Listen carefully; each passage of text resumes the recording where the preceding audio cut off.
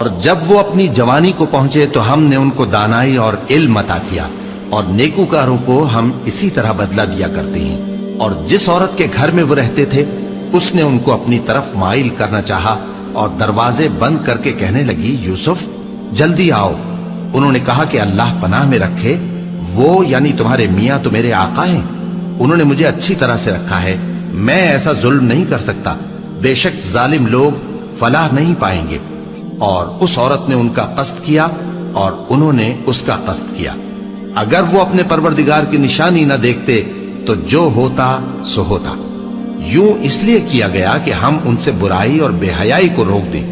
بے شک وہ ہمارے چنے ہوئے بندوں میں سے تھے۔ اور دونوں دروازے کی طرف بھاگے، آگے یوسف پیچھے زلیخا، اور عورت نے ان کا کرتا پیچھے سے پکڑ کر جو کھینچا تو پھاڑ ڈالا، اور دونوں کو دروازے کے پاس عورت کا خاوند مل گیا۔ تو عورت بولی کہ جو شخص تمہاری بیوی کے ساتھ برا ارادہ کرے اس کی اس کے سوا کیا سزا ہے کہ یا تو قید کیا جائے یا اسے دکھ کا عذاب دیا جائے۔ یوسف نے کہا، اسی نے مجھ کو اپنی طرف مائل کرنا چاہا تھا۔ اور اس کے خاندان میں سے ایک گواہ نے گواہی دی کہ اگر اس کا کرتا آگے سے پھٹا ہو تو یہ سچی اور یوسف جھوٹا ہے، اور اگر کرتا پیچھے سے پھٹا ہو تو یہ جھوٹی اور وہ سچا ہے۔ سو جب اس کا کرتا دیکھا تو پیچھے سے پھٹا تھا، تب اس نے زلیخا سے کہا کہ یہ تمہارا ہی فریب ہے، اور کچھ شک نہیں کہ تم عورتوں کے فریب بڑے بھاری ہوتے ہیں۔ یوسف اس بات کا خیال نہ کر، اور زلیخا تو اپنے گناہ کی بخشش مانگ، بے شک خطا تیری ہی ہے۔ اور شہر میں عورتیں گفتگویں کرنے لگیں کہ عزیز کی بیوی اپنے غلام کو اپنی طرف مائل کرنا چاہتی ہے اور اس کی محبت اس کے دل میں گھر کر گئی ہے، ہم دیکھتی ہیں کہ وہ کھلی گمراہی میں ہے۔ پھر جب زلیخا نے ان عورتوں کی گفتگو جو حقیقت میں دیدار یوسف کے لیے ایک چال تھی سنی، تو ان کے پاس دعوت کا پیغام بھیجا اور ان کے لیے ایک محفل مرتب کی، اور پھل تراشنے کے لیے ہر ایک کو ایک ایک چھری دی، اور یوسف سے کہا کہ ان کے سامنے آؤ۔ جب عورتوں نے ان کو دیکھا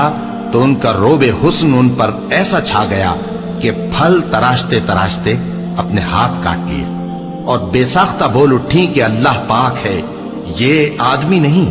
یہ تو کوئی بزرگ فرشتہ ہے۔ زلیخا نے کہا، تو یہ وہی ہے جس کے بارے میں تم مجھے تانے دیتی تھیں، اور بے شک میں نے اس کو اپنی طرف مائل کرنا چاہا مگر یہ بچا رہا، اور اگر یہ وہ کام نہ کرے گا جو میں اسے کہتی ہوں تو قید کر دیا جائے گا اور ذلیل ہوگا۔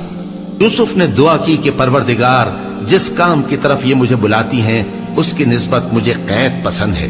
اور اگر تو مجھ سے ان کے فریب کو نہ ہٹائے گا تو میں ان کی طرف مائل ہو جاؤں گا اور نادانوں میں سے ہو جاؤں گا۔ پس ان کے رب نے ان کی دعا قبول کر لی اور ان سے عورتوں کا داؤں ٹال دیا، بے شک وہی تو سننے والا ہے، جاننے والا ہے۔ پھر باوجود اس کے کہ وہ لوگ ان کی بے گناہی کے نشان دیکھ چکے تھے، ان کی رائے یہی ٹھہری کہ کچھ عرصے کے لیے ان کو قید ہی کر دیں، اور ان کے ساتھ دو اور جوان بھی داخل زندہ ہوئے۔ ایک نے ان میں سے کہا کہ میں نے خواب دیکھا ہے، دیکھتا کیا ہوں کہ شراب کے لیے انگور نچوڑ رہا ہوں۔ دوسرے نے کہا کہ میں نے بھی خواب دیکھا ہے، میں یہ دیکھتا ہوں کہ اپنے سر پر روٹیاں اٹھائے ہوئے ہوں اور پرندے ان میں سے کھا رہے ہیں، تو ہمیں ان کی تعبیر بتا دیجئے کہ ہم تمہیں نیکوکار دیکھتے ہیں۔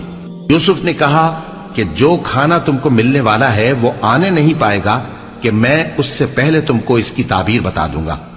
یہ ان باتوں میں سے ہے جو میرے پروردگار نے مجھے سکھائی ہیں۔ جو لوگ اللہ پر ایمان نہیں لاتے اور آخرت کا انکار کرتے ہیں، میں نے ان کا مذہب چھوڑ دیا ہے،